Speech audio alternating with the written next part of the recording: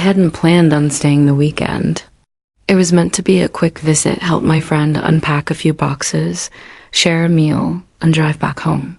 But when we arrived at his mom's house, the rain started pouring, and she urged me to stay. "Safer here than risking the roads," she said with a gentle smile, brushing a strand of hair behind her ear. Her voice was warm, but her gaze lingered on me a moment longer than expected. The house carried a cozy scent of cinnamon and fresh linens, inviting without being overwhelming. While my friend vanished upstairs to grab something, I lingered in the living room, studying the framed photos. His childhood moments, a younger version of her on a windy beach, her smile radiant against the sea. Then the front door swung open. 2 women entered, their voices mingling as they shook rain from their coats. One was tall, dressed in fitted jeans and a leather jacket. She glanced at me, then smiled knowingly, as if she'd already pieced together who I was. "Well," she said, hanging her coat, "you didn't mention your son's friend. Was this interesting?" The other woman slipped in quietly behind her. Softer in presence, wearing a cardigan, moving with careful steps, but her eyes were sharp, observant. She simply said, "Hi," but her voice echoed in my mind longer than the bold one's smile. My friend's mom introduced them. Maya was the confident one, Claire the quieter one. "My closest friends," she said, emphasizing their bond without calling it old, though I sensed their history ran deep. The 4 of us ended up in the kitchen. Maya opened a bottle of wine, leaning casually against the counter, while Claire unpacked groceries in silence. My friend's mom, Anna, was preparing tea for herself. "You're staying the night?" Maya asked me, swirling her glass. "Looks like it," I replied. Her eyes scanned me briefly, curious but measured. Intriguing. Anna shot her a glance. The kind friends exchange when someone teeters on a line, but not enough to cause a fuss. "Don't start." "Just observing," Maya said with a grin. "A guy this tall, this present? Hard to ignore he's your son's age." Claire stayed silent, glancing at me briefly while drying her hands, then returning to folding a towel. Anna shifted the topic, asking if we wanted a snack. I offered to help, but she waved me off until I started chopping vegetables. Then she stood beside me, her arm grazing mine as she reached for the cutting board. "You don't have to," she murmured. "I don't mind." For a moment, we stood there, her hand resting on the board, my knife pausing mid-air. Then she stepped away. Dinner was filled with easy conversation. Maya shared lively stories. Claire listened more than she spoke, and Anna kept the flow steady, revealing little about herself. Every so often, I'd catch her glance, just long enough for me to notice before she looked elsewhere. By the time we finished, the rain had turned into a steady downpour. My friend was upstairs, likely gaming, leaving me in the kitchen helping Anna with the dishes. "You're quiet," she said after a pause. "Just taking it all in," I replied. She gave me a small smile, one that felt layered with meaning she didn't voice.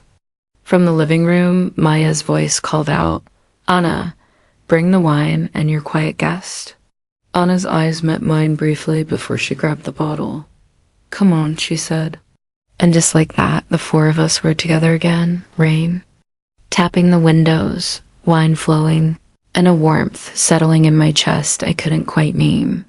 The rain hadn't eased by midnight. My friend had gone to bed hours earlier, and the house held that stillness where every sound feels sharper.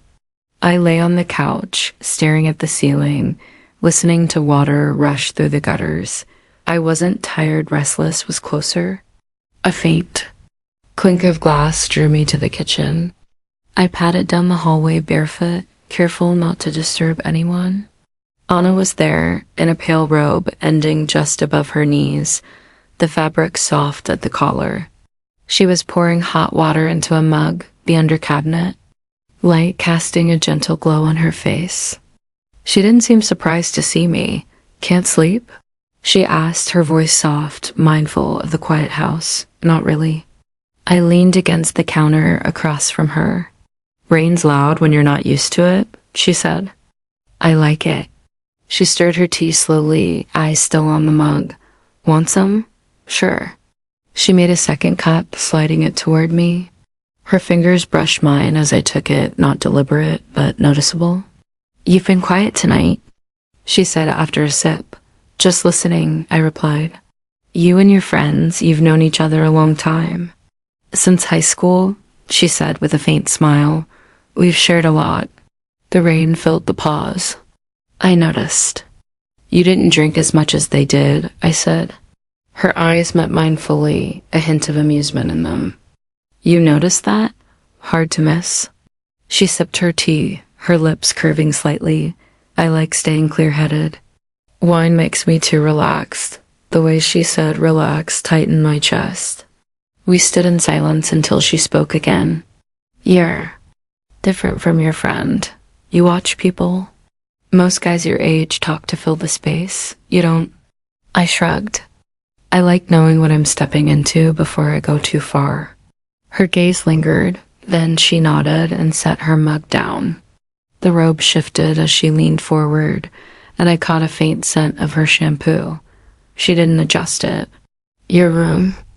Warm enough? She asked. It's fine. Extra blankets are in the hall closet if you need them. She stayed by the counter, unhurried. Thanks, I said, my voice softer than intended. She studied me a moment longer, then picked up her mug. Try to rest. She paused beside me as she passed, close enough for me to feel her warmth.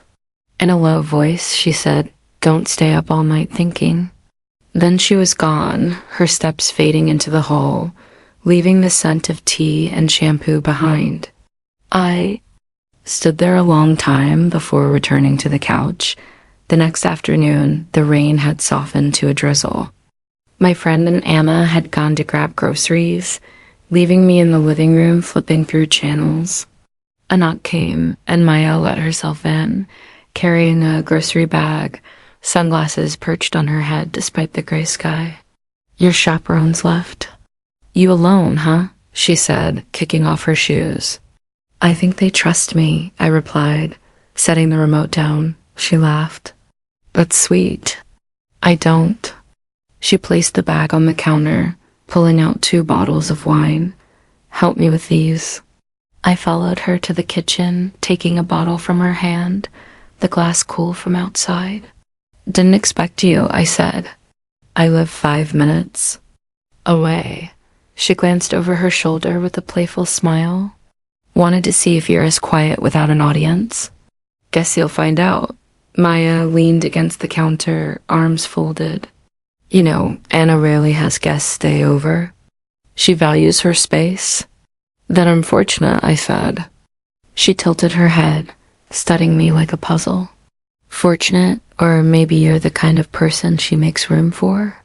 I didn't respond immediately, and she noticed. You're not denying it, she said, stepping closer. I don't think you'd believe me if I did. That made her grin, slow and knowing. Smart. I carried the bottles to the wine rack by the pantry. She followed, brushing past me in the narrow space. The touch wasn't necessary, but she didn't apologize. When I set the bottles down, she stayed close. You look like you stay active, she said. I used to, I replied. She nodded toward my frame. Figured. Anna appreciates people who carry themselves well. Sounds like you know from experience. Her smile didn't waver. Maybe I do. She reached past me for a bottle, her arm brushing mine. I caught a sharp citrus scent mixed with her perfume. Claire's been asking about you too. She added, Really? She's subtle, but she sees everything. I'm more direct. The way she said direct carried weight. I leaned back, giving her space, but she didn't move. Her hand rested on the counter near mine, close but not touching. You don't talk much, she said. That's intriguing. Makes people curious about what you're thinking. Maybe I like that, I replied. She laughed softly. Careful. or I'll find out myself. The sound of a car in the driveway broke the moment. Maya straightened, tucking the bottle under her arm. Guess we'll continue this later, she said, that smile returning as she headed to the living room. Anna and my friend walked in, damp from the drizzle. Anna glanced at the wine under Maya's arm, then at me, her expression unreadable. Maya said casually, just keeping your guest entertained, before slipping past them. I caught Anna's gaze for a moment before she turned to unpack the groceries. Something in her eyes, not frustration, but awareness, suggested she sensed. The shift in the air. Later that evening, after dinner, my friend was upstairs again. Maya had left, and Anna was tidying the kitchen while I scrolled through my phone at the table. Claire appeared in the doorway, holding her coat. Heading out? I asked. She shook her head. Not yet. Dana said I could borrow something from the upstairs closet. I nodded, but she lingered, as if weighing her words. Could you help me carry a box up? She asked. It's heavier than I expected. I agreed. The box, plain cardboard, was in the laundry room. It wasn't heavy, but I didn't mention it. I followed her up the narrow staircase, the dim light making the space feel intimate. Halfway up, she slowed. Careful, she said softly, though the steps were clear. In the spare bedroom, cedar and a faint floral scent filled the air. Just put it on the bed, she said. I set it down and turned to find her in the doorway, hand resting on the frame, not blocking, but not stepping aside. You've been quiet, she said. I smiled faintly. Maya said that too. Her eyes held mine longer than felt casual. Maya. Fill space, You don't need to, I said without thinking. Her expression shifted, not quite a smile, but something warm. She stepped into the room, closing the door most of the way. You notice people? She said. Not. Just Anna or Maya, me too. I didn't deny it. She took another step, hands loosely clasped. You're not as predictable as you seem. Maybe that's intentional. Her lips curved slightly. Maybe that's why Anna hasn't asked you to leave. I caught the yet, but before I could respond, she moved to the closet, pulling out a folded blanket. Her shoulder brushed my chest as she passed. She didn't apologize. Anna's cautious, she said quietly, facing the closet. But cautious doesn't mean uninterested. You seem observant too, I said. She smiled, small but genuine. I am, but I'm not the one you're staying with. She closed the closet, blanket in hand, and walked to the door. Glancing back, she said, Maya's bold, I'm quieter. Anna's in between. Then she left, leaving me in the cedar-scented room, wondering if her words were advice, an observation, or something more. By the time I went downstairs, she was chatting with Anna in the kitchen, as if our exchange hadn't happened. The next evening, the house felt different. No rain, just the quiet stillness. The sound of a knife on a cutting board, wine pouring, the fridge humming. Anna had invited Maya and Claire for dinner again. I told myself it was routine, but their interactions felt layered, vibrant. I sat at the kitchen island while Anna chopped vegetables, her dark sweater sleeves rolled up, hair loosely tied. Maya leaned against the counter, sipping wine with ease. Claire sat beside me, close enough that her knee nearly brushed mine when she moved. You've survived 2 nights here, Maya said with a grin. Impressive, I smirked. Feels like a challenge. Maybe it is, she said, glancing at Anna, who kept chopping. Claire's voice cut through softly. Some people handle challenges well. Anna looked up, her eyes moving from Maya to Claire, then to me. The faintest smile tugged at her lips, hard to ignore. Maya poured more wine, offering me some. You don't drink much, do you? Sometimes, I said, taking a sip. Sometimes, she echoed playfully, as vague as Anna. Anna gave her a playful warning look, but Maya's smile widened. Claire set her glass down gently. Not everyone reveals everything right away. I caught her glance, the same one from upstairs. The conversation shifted to lighter topics, work, movies, old memories, but an undercurrent persisted. Mia's hand lingered when passing me a plate. Claire leaned closer to hear me, her shoulder grazing mine. Anna's glances held mine a moment, too long before she looked away. At one point, Maya laughed at my comment, resting her hand lightly on my chest. Anna's knife paused briefly. Claire noticed, saying nothing, just sipping her wine. "You're good with all of us?" Maya said, half teasing. "All of us?" I asked. "3 different personalities," she said. "Most people would be overwhelmed. I'm adaptable," I replied. Maya smirked. "We'll see." Anna set her knife down, arranging vegetables on a tray, staying out of the exchange. "Dinner in 15, she said. I helped carry dishes to the table, brushing past her in the tight space between counter and island. She didn't move aside, our hips touching briefly. Claire caught the moment, her eyes following Anna. When Anna returned, the air felt heavier, not tense, but expectant, like something was unfolding. Dinner was smooth, almost too smooth. Laughter, stories, but the undercurrent grew stronger. Every glance from Maya, Claire, or Anna carried weight. Sometimes one watched me, sometimes 2. Once all 3. By the time we cleared the table, my mind wasn't on the wine, but on tracking who was saying what, who was watching whom, and how none of us seemed ready to end the night. After dinner, my friend came downstairs, pulling on his jacket. "Hey, I'm heading out, might crash at Mark's. You're good here, right?" Before I could answer, Anna looked up from rinsing dishes. "Where are you going?" He grinned. "Don't wait up, Mom, you 2 ladies." And he was gone, door shutting, engine starting, taillights fading. The house felt vast with just the 4 of us. Maya leaned against the counter, swirling her. "Wine, well, that's convenient." Claire glanced at her, but didn't disagree, stacking plates neatly.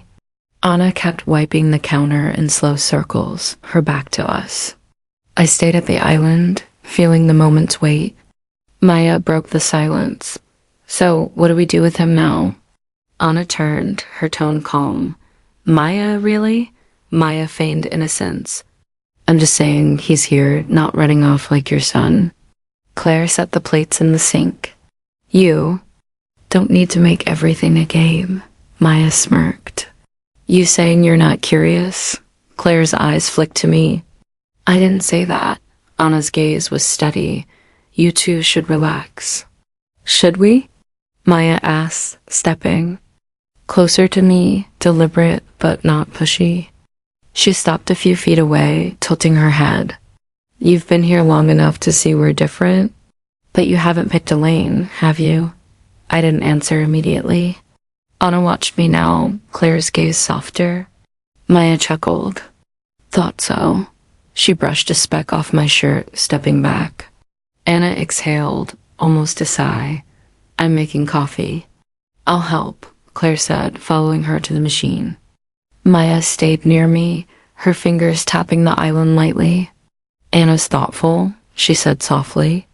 "But she thinks more than she says." Anna glanced over, but stayed quiet. Claire set out mugs, looking at me directly. "Some things take time," Maya laughed. "Some don't." It felt like they were talking to each other through me. Anna poured coffee, then walked over, standing in front of me, close enough for me to catch her subtle perfume. "You look tired," she said. "I'm not," I replied. Her eyes held mine a moment too long. "Maybe you will be." Her words carried a quiet weight, noticed by Maya and Claire. We drank coffee, but the conversation felt different, charged, not casual. Something unspoken was growing. By 11 p.m., no one was ready to leave or sleep. Maya stretched out on the couch, one arm over the backrest, holding her wine. Claire sat at the far end, legs tucked under, scrolling her phone, but glancing up often. Anna sat in the armchair, angled toward me, a faint smile suggesting she was holding something back. We could watch a movie, Maya said lazily, or just keep talking. Talking about what? I asked. She smirked. Oh, you know. Claire set her phone down. You don't have to make everything so obvious, Maya. Maya laughed softly. Obvious is fun. Anna stayed quiet, her steady gaze heavier now, no longer distant. The lamp near the couch and the kitchen's faint glow made the room feel intimate, separate from the world outside. Maya returned with more wine, pouring for herself and Anna, then raising an eyebrow at me. You in? Sure. She handed me a glass, her fingers brushing mine. Claire reached for my glass when I set it down, taking a sip before handing it back, her eyes lingering. Maya noticed but didn't comment. We talked about vacations, old friendships, funny moments from their past. The glances lingered, knees brushed. Someone leaned closer than needed. Maya moved to sit beside me, her arm near my shoulder. Claire angled toward me. Anna watched us all, her calm amplifying the room's energy. You're too quiet again, Maya said. Maybe I like listening. To us, she teased. To you, I said, my eyes moving from her to Claire, then Anna. For a moment, no one spoke. Anna leaned forward, forearms on her knees. It's late, she said softly, but not too late. Her words hung in the air. Maya's smile deepened. Claire's breathing quickened slightly. I held Anna's gaze. Too late for what? She shook her head slightly, as if saying, you know. The air felt alive, not a suggestion, but a shared understanding, waiting for someone to voice it. Maya spoke first, setting her glass down and shifting closer, her leg brushing mine. You feel the connection, don't you? I glanced at her, then Claire, whose fingers gripped her mug tighter. Anna stood, setting her cup down softly. She walked over, standing in front of me, close enough for her presence to feel warm. You've been thoughtful, she said quietly. Maybe too thoughtful, Maya smiled. That's what I've been saying. Claire's voice was soft but clear. Thoughtful isn't always a bad thing. Anna glanced at her. But sometimes it means missing what's right in front of you. The room's restraint softened. Maya's hand rested lightly on my shoulder, warm and steady. Claire stood, moving closer, her fingers grazing my arm. Anna stayed in front, her knees close to mine. No one spoke. The fridge hummed, rain tapped the windows. Claire's touch lingered on my arm. Maya's hand stayed on my shoulder. Anna leaned slightly, her presence grounding. It wasn't rushed, but calm, intentional. I felt Anna's steady warmth, Maya's playful energy, Claire's quiet intensity. The room held us, the moment steady and real. Nobody spoke, and no one needed to. The three of them and me connected in a quiet certainty. The smell of coffee woke me, not sharp, but warm, slow brewed, filling the air. I wasn't in my bed. The blanket was heavier, the pillow softer. Morning light slipped through the curtains, soft and golden. My shirt was on the floor, jeans too. Voices murmured down the hall. I pulled my shirt on and moved quietly toward the door. The hallway smelled of toast. In the kitchen, all three were there. Maya leaned against the counter, coffee in hand. Claire was at the stove, serving eggs onto a plate. Anna sat at the table, reading her phone. They looked up as I entered. Maya's smile was warm, familiar. Morning. Claire's eyes lingered before she turned back to the stove. Anna set her phone down, gesturing to the empty chair. Sit. Eat. I sat. Maya took the chair across from me, her knee brushing mine under the table. Claire set a plate and fork in front of me, her hand resting briefly on my shoulder, deliberate. The air wasn't awkward, but it wasn't ordinary either. It was new. Maya sipped her coffee, watching me. So, we're not holding back anymore? Anna answered, eyes on me. No, we're not. Claire sat, her chair angled toward mine. Then we should talk about what's next. I half smiled. What if I say I'm just here for the eggs? Maya grinned. You'd be lying. Number. One laughed, but the truth felt clear, shared. Anna leaned forward, elbows on the table. Last night wasn't a fluke, and it's not something we'll hide from each other. Claire nodded slowly, but maybe from others. Maya set her cup down, the ceramic clicking softly. Then it's ours, just ours.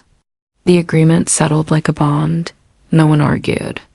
I ate, my mind still in the living room, the dim light, closed blinds, their presence close. Anna stood, rinsing her cup. I have errands, she said, glancing back, but I'll see you later. Maya stayed seated, her knee against mine. I'm free, she said quickly. Claire's voice was soft. Me too. Anna dried her hands, her look confirming that whatever had begun wasn't over. The morning sun spilled across the table, coffee steam glowing in the light. I couldn't recall a day that felt so certain from the start. Maybe connection doesn't always look like we expect.